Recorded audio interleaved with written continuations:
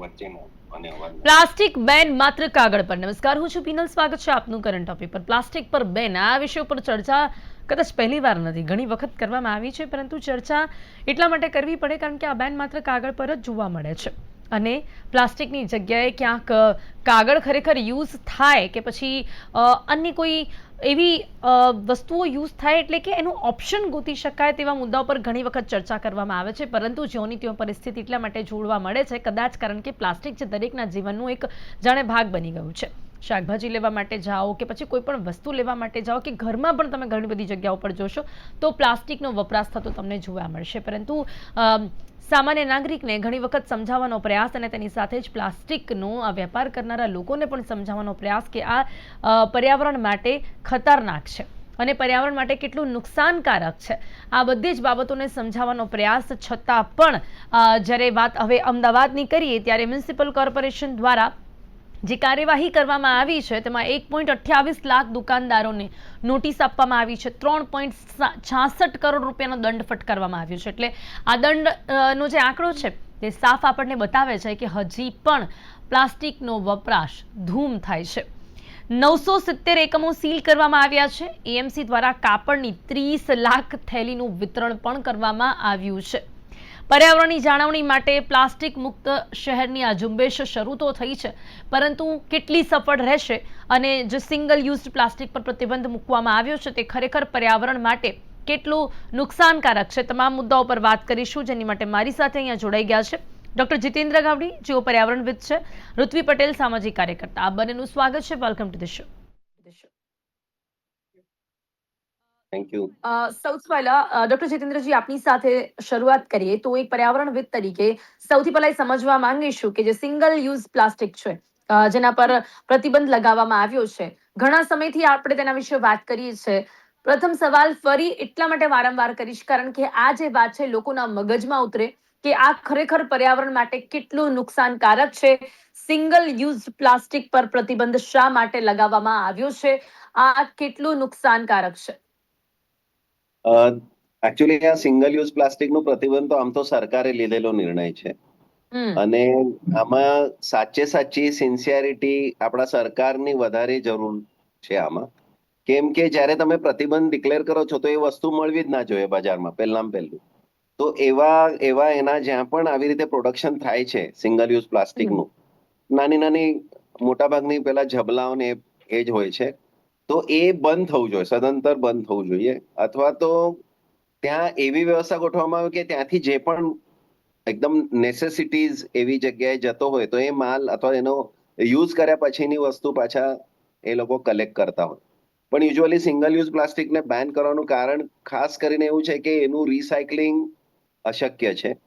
એને ફરીથી તમે ભેગું પણ કરો ને તો એનું રીયુઝ કદાચ કરી શકાય તમે પેકિંગ કંઈક કરીને, પણ અધરવાઇઝ તમે રિસાયકલિંગનું એટલું એ ખર્ચાળ અને એટલું પોલ્યુશન ભરેલું છે કે એ વસ્તુ પોસાય જ નહીં. માટે એને સમજી વિચારીને બેન લાવવામાં આવ્યો છે.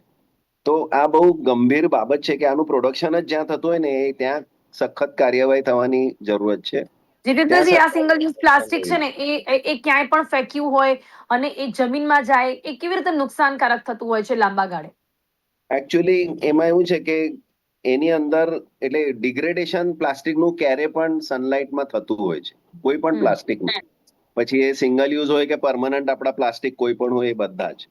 તો એ ડિગ્રેડેશન જ્યારે થાય ને ત્યારે એમાંથી પોઈઝનસ ગેસ કે જે રિલીઝ થાય છે અને એ વિઘટન પામી જમીનની અંદર પણ એ પોલ્યુશન કરતું હોય છે અને એ બધું કાર્સિનોજેનિક છે. એટલે એ ડિગ્રેડ થવામાં પણ વાર નથી લાગતી. સિંગલ યુઝ પ્લાસ્ટિકનું ડિગ્રેડેશન થાય છે અને એ પોલ્યુશન કરે છે અને આપણા હેલ્થ ઉપર સીધી અસર એની થાય છે. એટલા માટે એકચ્યુઅલી એનું પ્રોડક્શન બંધ કરવું જોઈએ, સર્વપ્રથમ હું એ ફરીથી કહીશ. અને બીજું એવું કે એને અત્યારે જ્યાં પણ અવેલેબલ છે એ સોર્સિસ તમે નહીં તો એના બે વસ્તુ હોય છે, એક તો પોલ્યુશનનો સોર્સ હોય અથવા તો રિસેપ્ટર સરફેસ હોય કે ભાઈ ક્યાં થાય છે, ક્યાં પહોંચે છે. તો એ બંને જગ્યાએ જો કાળજીપૂર્વક એને રિમૂવ કરવામાં આવે તો એ થવું જ જોઈએ, કેમ કે આ ઘણા બધા દેશોમાં સિંગલ યુઝ પ્લાસ્ટિક હવે તો બંધ છે, બિલકુલ નથી મળતું. આપણા ત્યાં સમૂહ હજુ પણ આપણે એને કંટ્રોલ કરી શક્યા નથી આ વસ્તુને, કેમ કે ઘણા ખરા એવા નાના કારખાનાઓ છે કે જ્યાં બધું હજુ પણ બનતું જ રહે છે અને એના પર કઈ કંટ્રોલ નથી. જી બિલકુલ. હવે કેમ નથી અને શા માટે હજી પણ જે લોકો વેપારીઓ છે એ લોકોને પણ બંધ નથી કરાવવામાં આવતું, તેના પર પણ આપણે વાત કરીએ. પણ પહેલા પૃથ્વીજી, આપનું શું માનવું છે પર્યાવરણની જાળવણી માટે જે પ્લાસ્ટિક મુક્ત શહેરની આ ઝુંબેશ શરૂ થઈ છે, એ કેટલી જરૂરી? અને ઝુંબેશ તો શરૂ થઈ છે, પણ આ સફળ રહેશે? કારણ કે આવી જે ઝુંબેશ પ્રથમ વખત શરૂ થઈ હોય એવું બિલકુલ નથી. જી પિનલબેન, એટલે બહુ સાદી ભાષામાં કહીએ તો દુકાનો સીલ કરવાથી કે પછી ભલભલી ઝુંબેશો ચલાવવાથી પ્લાસ્ટિક ઉપર આપણે સંપૂર્ણ બેન લાવી શકીશું એ લગભગ અશક્ય છે. કારણ કે આમાં શું છે પિનલબેન, કે આપણે સાદી રીતે સમજીએ, લગભગ 2022ના જુલાઈ મહિનાથી આ જે સિંગલ યુઝ પ્લાસ્ટિક છે કે પછી 120 માઇક્રોનથી જે પાતળી કોથળીઓ છે એની ઉપર સંપૂર્ણપણે પ્રતિબંધ ભારતભરમાં લાવવામાં આવ્યો. પણ અત્યારે આપણે જે ચર્ચા કરી રહ્યા છીએ 2026માં કરી રહ્યા છીએ, તો એ સ્પષ્ટપણે બતાવે છે કે આટલા બધા વર્ષોમાં કાયદાઓ બનાવ્યા પછી, કે કાયદાઓ માત્ર પેપર પૂરતા સીમિત રહ્યા, કે પછી આવી રીતે થોડી ઘણી દુકાનો સીલ કરી, ક્યાંક રેડ પાડી અને થોડો ઘણો જથ્થો પકડાયો, એનાથી આ બેન શક્ય બની રહ્યો નથી. તો સાહેબે બહુ સાચી વાત કહી કે સીધામાં સીધો રસ્તો તો એ છે કે જ્યાં બને છે ત્યાંથી તમે બેન કરી દો. ત્યાંથી પ્રોડક્શન જ ના થાય તો પછી એ માર્કેટમાં માલ પહોંચવાનો નથી, અને પહોંચે નહીં તો લોકો એને ખરીદવાના નથી. પણ આપણા દેશમાં પરિસ્થિતિઓ થોડી અલગ છે પિનલબેન. પ્લાસ્ટિકનું શું નુકસાન થાય છે, લોકોને ક્યાં ક્યાં પ્લાસ્ટિક નડે છે, થોડી ઘણી અવેરનેસ આપણે સામાન્ય નાગરિકો સુધી પહોંચાડી શકીએ છીએ. આપણે જે ખોરાક ખાઈએ છીએ એમાં પ્લાસ્ટિક પાર્ટિકલ્સ આવી ગયા છે. માતાના સ્તનના દૂધ સુધીમાં પ્લાસ્ટિકના પાર્ટિકલ્સ હવે જોવા મળે છે. ગાયોનું જે દૂધ પીએ છે તો એ ગાયો પ્લાસ્ટિક ખાય છે. તો આ બધું પ્લાસ્ટિકનું જે નુકસાન છે ને, એ જનસામાન્ય હવે સમજી રહ્યું છે કે આ ક્યાંક ભાઈ નડે છે ખરું. ભલે એ વિજ્ઞાનના જાણકાર ના હોય, ભલે પર્યાવરણના બહુ જાણકાર ના હોય, પણ આ કંઈક ખોટું છે એમને સમજાય છે.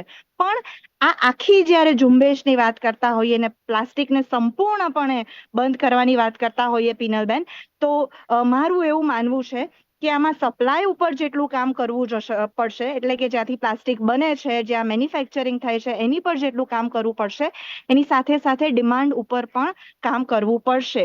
જે લોકો આને કન્ઝ્યુમ કરી રહ્યા છે બહુ સરળતાથી, આપણે દુકાને જઈએ તો ભાઈ શાક લેવા જતા હોઈએ તો ભાઈ જબલું આપો ને, એ સરળતાથી બહેનો બોલતી હોય છે. કે પછી પાનના ગલે ગયા હશો ને પાન તમે જે લઈને આવો છો એમાં પ્લાસ્ટિકની કોથળી આવે છે, કે પછી કોઈ પણ પેકેજિંગમાં બહુ સરળતાથી આપણે જે પતલું પ્લાસ્ટિક છે, જે સાહેબે કહ્યું એ પ્રમાણે ક્યારે રિસાયકલ નથી થઈ શકવાનું, એનો ઉપયોગ કરીએ છીએ. એ આપણે આપણી ટેવો બદલીને એમાં પરિવર્તન લાવવું પડશે પિનલબેન. કારણ કે આમાં પણ આપને કેવું લાગે છે કે ઋત્વીજી, આપ જે ટેવ જી બદલવાની વાત કરી રહ્યા છો એ સરળ લાગી રહી જી છે?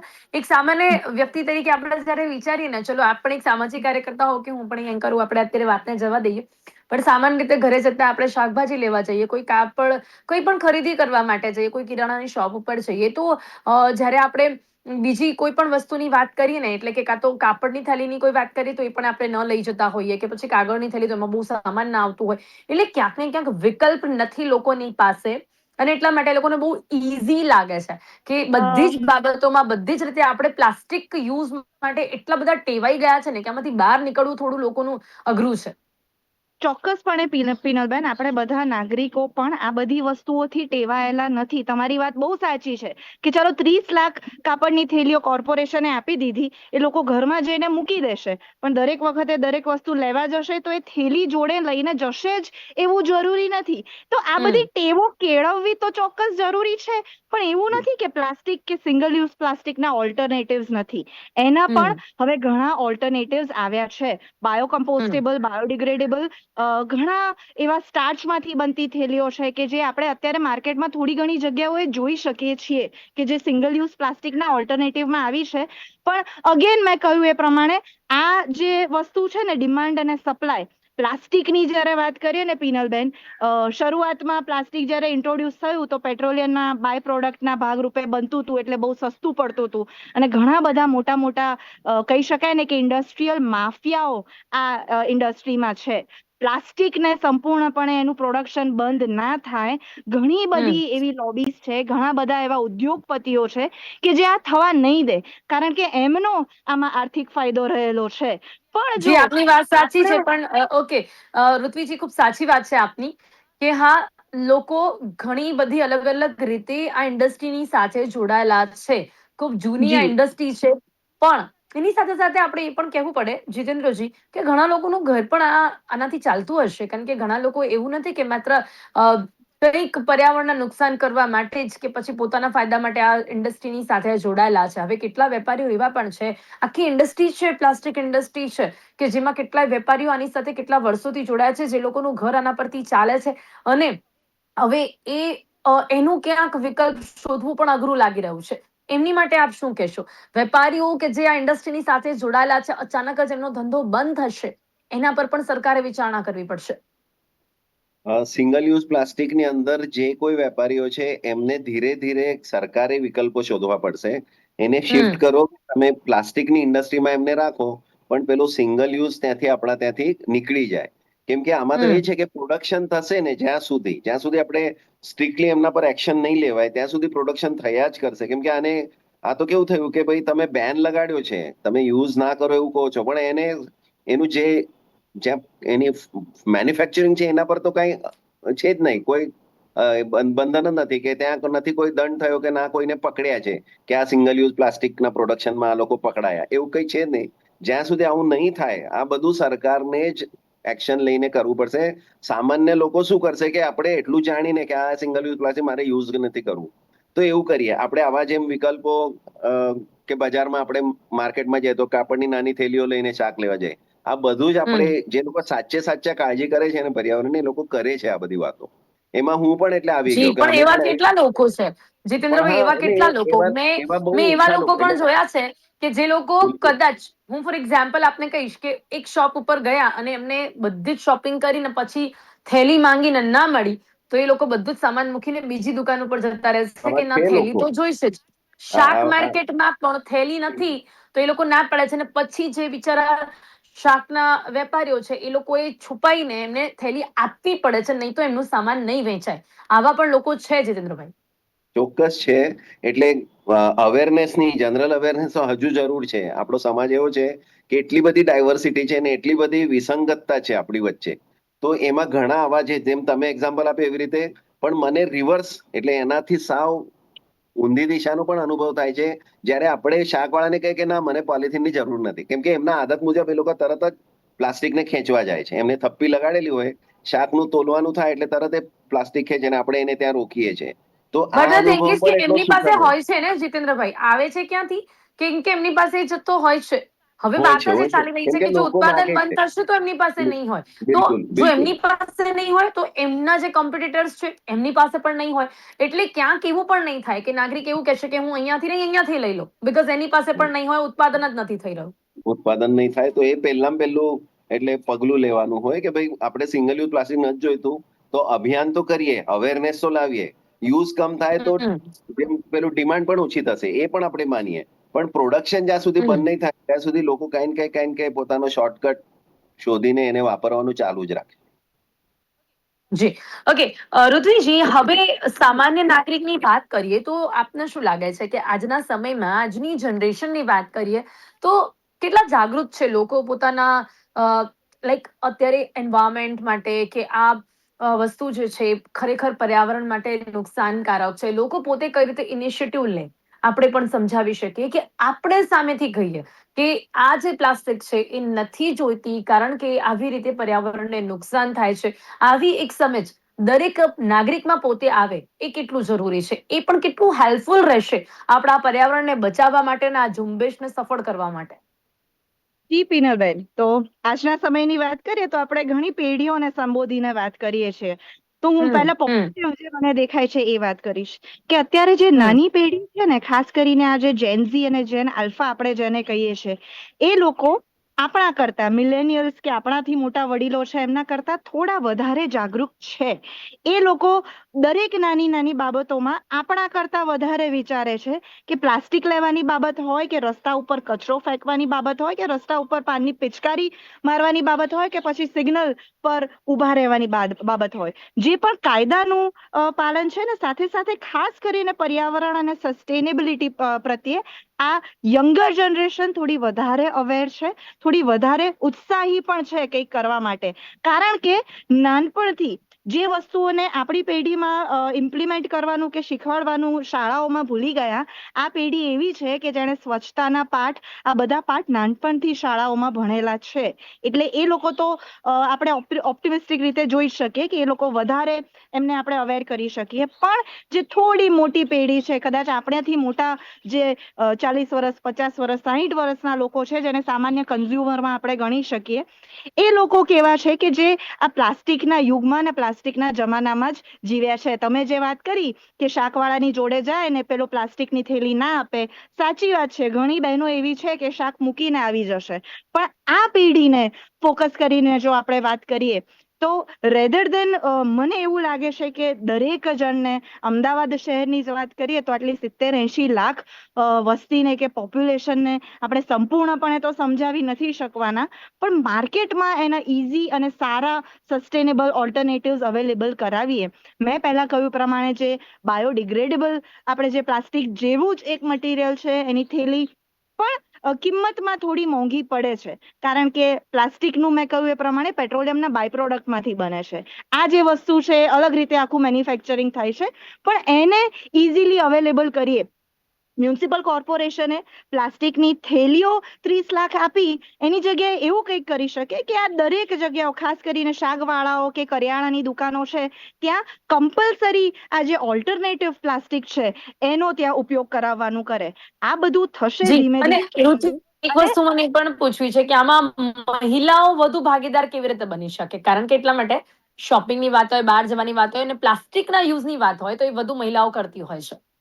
જી, એટલે મહિલાઓ ચોક્કસપણે, આપણે કહ્યું કરિયાણું હોય કે શાકભાજી હોય, સામાન્યતઃ મહિલાઓ વધારે ખરીદવા જતી હોય છે અને સિંગલ યુઝ પ્લાસ્ટિક મોટા ભાગનું એમાં જ વપરાતું હોય છે. બીજી બધી જગ્યાએ આપણે એ સમજવાની જરૂર છે સ્પષ્ટપણે કે પ્લાસ્ટિક વાપરવાનું બંધ નથી કરવાનું. એક લેવલથી પાતળું કે પછી એકવાર વાપરીને ફેંકી દેતા હોઈએ એ પ્લાસ્ટિક ઉપર પ્રતિબંધ લાવવાનો છે, એનો ઉપયોગ ઘટાડવાનો છે. તો મહિલાઓને જેટલી જાગૃત કરીશું, ને એક મહિલા છે ને પરિવારમાં બાળકોને પણ સમજાવી શકે અને બીજી બધી પરિવારની ટેવોમાં પણ ફરક લાવી શકે, તો યસ, એ તો એક્ઝેક્ટલી. ચોક્કસપણે કરી શકીએ. પણ પિનલબેન, અગેન બહુ ઉદાહરણ રૂપી કામ કરીને માત્ર ને માત્ર અવેરનેસ કરવાથી કે કેમ્પેન કરવાથી કે પછી દુકાનો સીલ કરી દેવાથી પ્લાસ્ટિક સીલ નહીં થઈ જાય. એના માટે ઘણી બધી રીતે ઘણા બધા પ્રોજેક્ટ લાવવા પડશે, કેમ્પેન્સ લાવવા પડશે કે આ મોટી પેઢીમાં અને ખાસ કરીને મહિલાઓમાં એની અવેરનેસ લાવીએ. એ શક્ય છે, હું એવું નથી કહેતી કે અશક્ય છે, પણ જનભાગીદારી વગર કોઈ પણ કાયદો આપણા દેશમાં, માત્ર પ્લાસ્ટિક નહીં, કોઈ પણ કાયદો હશે એ જનજાગૃતતા વગર અને જનભાગીદારી વગર સંપૂર્ણપણે એની સફળતા શક્ય નથી. પિનલબેન, બિલકુલ, બિલકુલ, બિલકુલ. અને એ સિવાય હવે જનભાગીદારી જરૂરી છે અને મેં કહ્યું કે જે પણ વેપારીઓ છે હવે એમને વધુ સમજાવવાની જરૂરિયાત છે. આપે કહ્યું કે જે પ્લાસ્ટિક છે સંપૂર્ણપણે પ્રતિબંધની વાત અહીંયા એમ પણ નથી, કારણ કે વાત છે 120 માઇક્રોનથી નીચેનું. એમ રાઈટ જીતેન્દ્રજી? કદાચ 120 માઇક્રોનથી નીચેનું જે પ્લાસ્ટિક બનતું હોય છે એના ઉપર જ બેન હોય છે. તો એ જે 120 માઇક્રોનથી નીચેનું જે પાતળું પ્લાસ્ટિક હોય છે એને આપણે થોડુંક સમજીએ, અને પછી બીજા જે પ્લાસ્ટિક છે કે જે ખરેખર પર્યાવરણ માટે નુકસાનકારક નથી, એ કઈ રીતે અલગ છે, કઈ રીતે આપણે તેનો વિકલ્પ શોધી શકીએ છીએ જીતેન્દ્રજી? કારણ કે માત્ર પૈસા વસૂલવાથી, દંડ વસૂલવાથી તો કોઈ સમજદારી નથી આવવાની. કારણ કે હેલ્મેટ માટે અત્યાર સુધી આપણે દંડ વસૂલ્યા જ કરીએ છીએ, પણ એ પ્રકારની સમજદારી નથી આવતી. જીતેન્દ્રજી? પણ એ છે, હેલ્મેટ માટે પણ કમ્પલ્શન કે મોટો કોઈ ફાઇન કે મોટી કોઈ સજા નથી. Same thing is happening for the plastic. Plastic એ આપણે કેટલા વર્ષ થયા આમ તો કે ભાઈ આ થિકનેસની નીચેનું નહીં હોવું જોઈએ, તોય પણ એ પ્રોડક્શનમાં બને છે. એટલે સર્વપ્રથમ તો એ કાર્યવાહી થવી જોઈએ કે આ પ્રોડક્શન જ ન થાય. બીજી વાત કે એને લઈને અવેરનેસ હજુ પણ ઓછું છે, કેમ કે લોકોને હજુ એવું લાગે છે કે હા તો, અને સૌથી આમાં વાપરવાનો કારણ વધારે એ છે કે સસ્તું છે અને આ વસ્તુ ઇઝીલી અવેલેબલ છે. નાના ગામડાઓ કે નાના આઉટલેટ્સ, એવા ગામો કે જ્યાં માંડ 400 મકાનો છે, પણ ત્યાં પણ 2-3 પેલી નાની શોપ્સ હશે તો એની અંદર તમને આ પ્લાસ્ટિક, કેમ કે ઇઝીલી અવેલેબલ છે, સસ્તું છે, એટલે મળી જાય છે.